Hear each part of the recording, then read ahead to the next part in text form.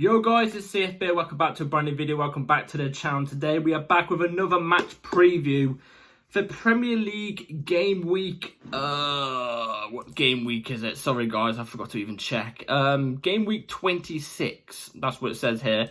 Surprisingly, this season's gone quite quick. Surprisingly, maybe because we had such a good start to the season. Maybe it's because of that. Before we obviously do get into the match preview for Aston Villa versus Chelsea, I forgot to mention it. It is Aston Villa versus Chelsea match preview. Before we do get into it, please like, subscribe, hit the bell notifications to notify every time I load a video. Also, first link in the description is my streaming channel, my second channel. Go and check those out. It'd be very much appreciated.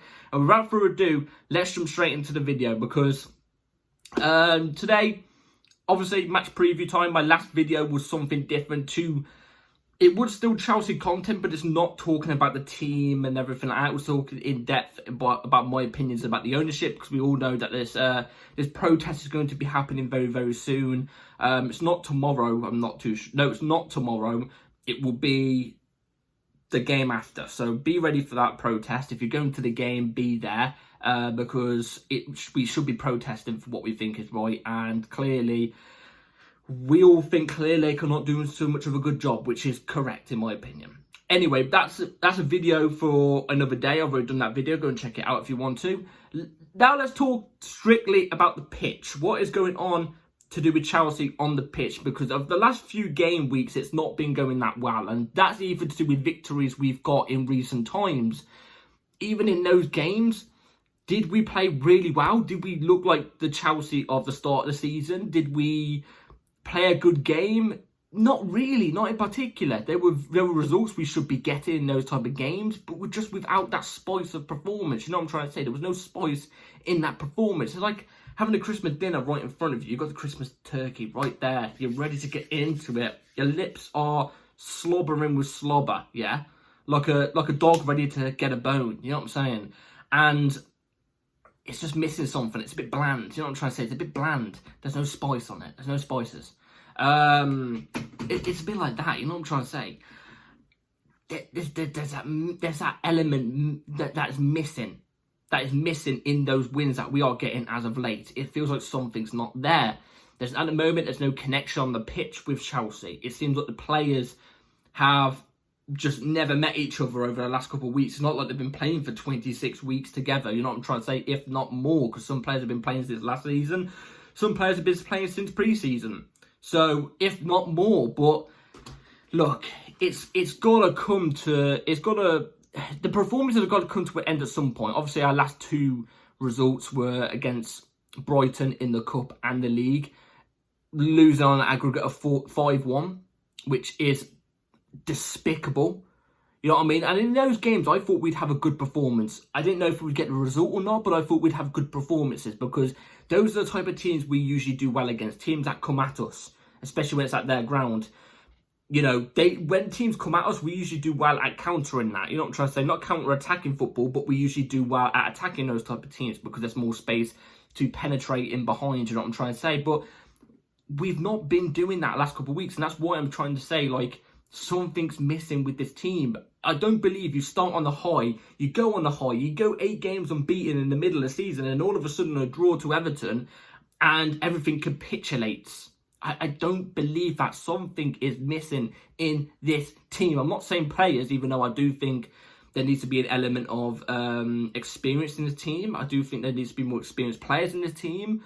I do think that maybe some of the players that are in this team aren't good enough. But that's not what I'm saying is missing. I'm not even saying the manager. I'm just saying there's something missing. Something's gone. Like somebody's got a zap gun and zapped all the information out of every player's heads of their whole life, and then they're starting fresh again. They don't even know how to walk. You know what I'm trying to say? Like, that's what it feels like. Tomorrow could be a change in the tide if we do get a win. If we get a win tomorrow against Aston Villa, a team that are doing well, I say they're doing really well. I haven't checked up their form right now. They are in the Champions League still, I think. No, they're not. Did they lose to Liverpool? I'm not too sure. I didn't even check, so don't push me on that one. Don't push me on that one. I've been quite busy recently, but they have been in the Champions League. You've seen the team that they do have before the winter window, which has just happened in January. They've obviously strengthened tremendously in January. They brought in players like Marcus Rashford. Yeah, you could say, you know, quite a underwhelming player at Man United, but it's a different place, a different setting now. It's a club way under expectation than what it would be at Man United and stuff like that. So he always does well against us as well, by the way. I just want to quickly mention that. So that's probably one thing. And Asensio is going to be in there. Disasi has joined them, but he obviously won't play against us. I'm not too sure. It might be a loan where he's not able to play against us. It might be a loan where he could play against us. I'm not too sure. I think it's one way he can't play against us. In that case, good, because if he did play against us, I could bet he would have a stormer. And apparently, he's actually been storming it apparently he's been storming it really, really well at Aston Villa. So in that behalf, if that's true, fair play to Disasi. I've never had anything against him personally. I just didn't think he was good enough for Chelsea. But they've strengthened. There's more players to that, I think. They've strengthened. They've got way, way better. They haven't got a John Duran anymore. Obviously, he moved to Saudi, but they're still a good team. They've got a good manager, Unai Emery. They have had European football, whether they're in it or not yet. I'm not too sure. They might have got knocked out. They have had European football, so they're going to be still shot from that. You know what I'm trying to say in terms of fitness? But come on, it's. I think I would feel a little bit more confident if it was at the Bridge. It's at their ground, and that's the only problem. We did get a result against them last time. As I'm looking at the screen right now, we beat them 3-0 at home. You know, I remember the game. There was the performance. The performance was there. We did play really, really well in that game. Can that be rectified over at Aston Villa's ground? I don't know. Things have changed tremendously since then. We was on a good run of form in that game. Well, leading up to that game. Even after that game, we beat Tottenham. I think it was 4-3 at their ground. You know what I'm trying to say? That was a really good game from us. We brought back a comeback from our own mistakes in that game. That was the Chelsea I was expecting to see at this moment in time. That was the Chelsea that was at this moment in time. I'd be saying to you right now with confidence. I'd be talking with confidence. But things have changed drastically. There's the things going on with the ownership. The fans are not happy with the ownership. Everything's backfiring. You can bet, even though there's no protest tomorrow, there's going to be something in the ground to do with the away supporters saying something about the ownership. I can guarantee that. That will add a bit of spice onto the turkey. You never know. You know, it's not the same. It's nowhere near the same. The players are a bit short of confidence. We are missing players. Jackson still unavailable. Mark Goose still unavailable. So we've still got no striker. That's the sporting director's fault. You know, we've also got Madueke, who's out injured as well. I'm just giving you a new injury news roundup now. Madueke is out until March, so the next 4 game weeks, I'm pretty sure as well. Madueke is out until March, and you've got the usuals that are still out. Badiashile, who I expected to be back by now but isn't. Wesley Fofana, Lavia, you know the gist, the same players, you know what I'm trying to say. So we are missing some key elements, even though Jackson hasn't been scoring and he has been clearly shot of confidence as well. He still added a bit of something to the game, you know what I'm trying to say, a bit of... there's something about Jackson that he adds to the game that makes us just a little bit better than what we are. But the thing with Jackson is he's not scoring goals. That's why we're retaliating against him, you know what I'm trying to say. So, look, it's completely different situations than last time we did play Aston Villa. Completely different. And let's quickly move at the Premier League table. If we do lose tomorrow, we are currently sitting 6th right now, yeah? 6th on 25 games, the same as 4th and 5th, which are Bournemouth.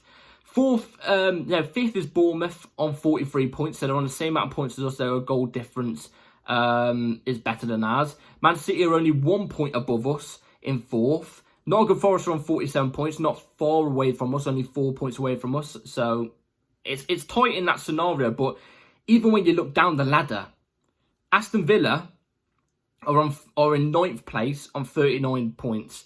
Fulham, 8th place, 39 points. Newcastle, 41 points in 7th. If Newcastle win tomorrow, they leapfrog us by 2 points. No, by a point.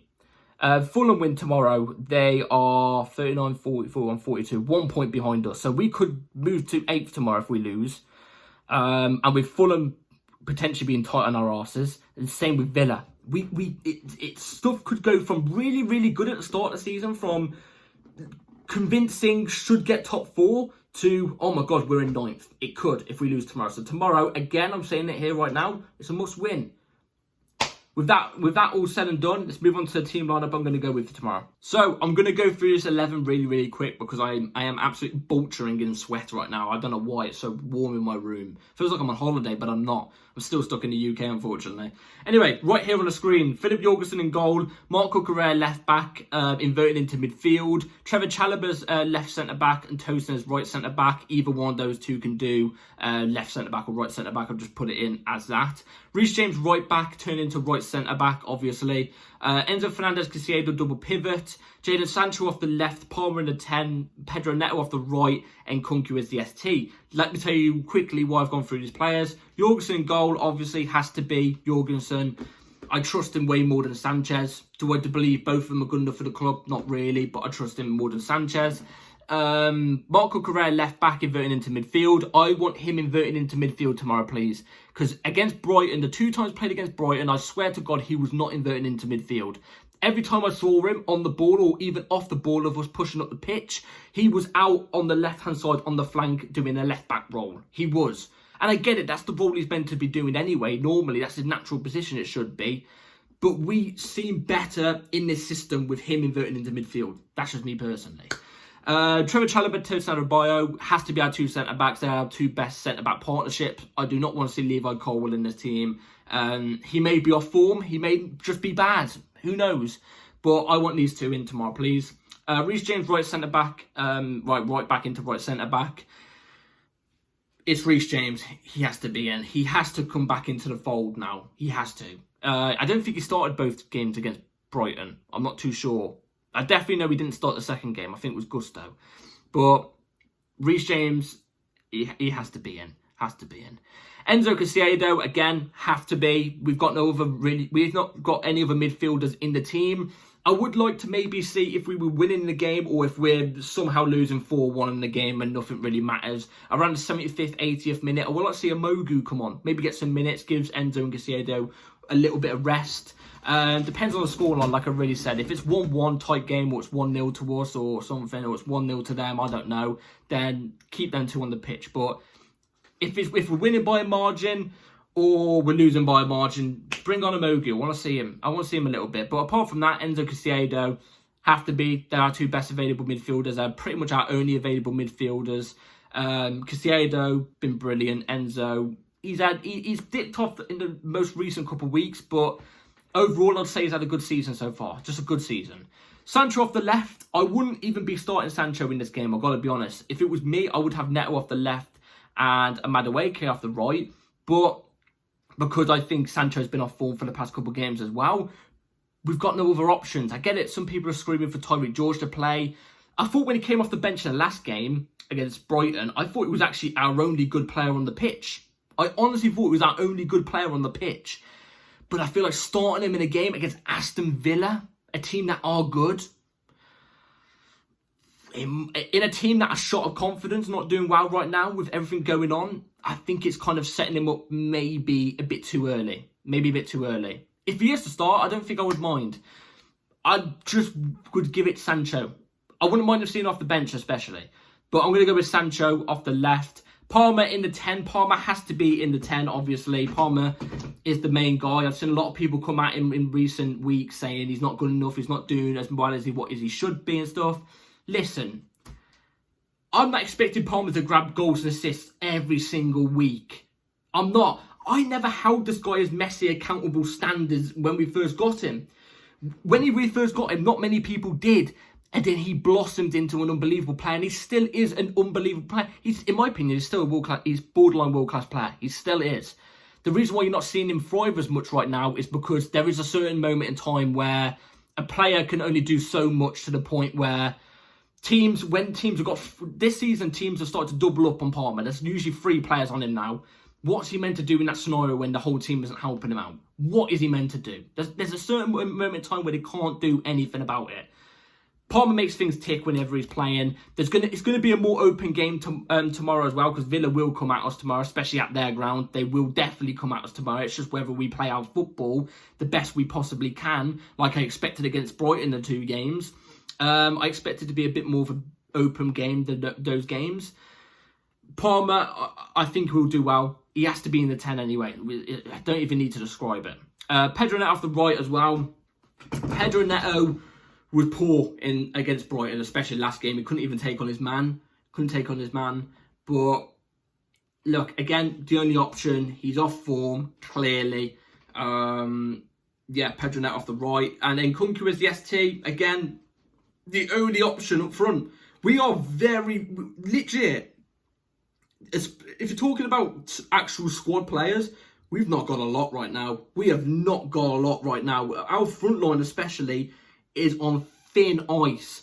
On thin ice, you could blow the ice right now and it would crack. You know what I'm trying to say? You could literally blow it and it will crack. It has to be Nkunku as the ST, the only option. I'm just hoping he has a good game for once, man. I really am just hoping he has a good game for once. So that's the lineup I'm going to go with for tomorrow. Let me know in the comments down below if you agree or disagree. So, score predictions for tomorrow. Aston Villa versus Chelsea. Like I was saying in my team that I would go with for tomorrow, I do think it's going to be an open game tomorrow, but the judgment I had of the two games against Brighton, where I thought it would be really open, a game suited to the way we play and stuff like that, and it wasn't quite that, even though it was still open. In other words, we just played really, really shit in those games. I do have that expectation about this game even more. Like, I think this game at Aston Villa's ground, they're going to look to attack us. They're an attacking team. They don't really fear teams that much. I think they're actually going to look to play even more open than Brighton. Not by much, but even more open. They're going to look to attack us. I think there's going to be a little bit more space in behind for us to exploit. So, do I think we're going to put up a better performance on that means? No, I don't know. But if you're judging off the way we've been playing the past couple of weeks, I've got to be honest and come on here and tell you, and I hate to say it, I think Aston Villa are going to beat us. I think Aston Villa are going to beat us 2-1. I think they're going to beat us 2-1. And well, to be fair, I've got to be honest, something else in my head is telling me I think they're going to beat us 2-0. I don't think we're even going to score tomorrow.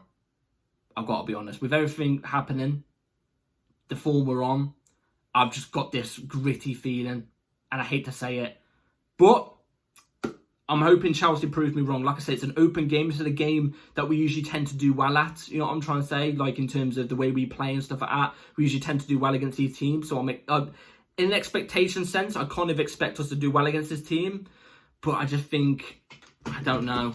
I think they've strengthened really, really well in January, and it could be a little bit too much for some of our players' legs. Is that an excuse? I'm not too sure, but let's hope Chelsea flip that on me. My official prediction is 2-1 to Aston Villa, but I wouldn't be surprised if it is 2-0. I've got to be honest. But let's hope Chelsea flip that on me, and it's a Chelsea 2-1 win. On that behalf, I'll get on here and I'll be smiling. So let's hope for that. Be ready for the match review tomorrow, an hour after the game. Be ready with the bell notification on. Please like, subscribe, everybody. Take care, and let's please get the win, Chelsea. Please, let's set something positive. Please. Take care, everybody. See you tomorrow. Peace.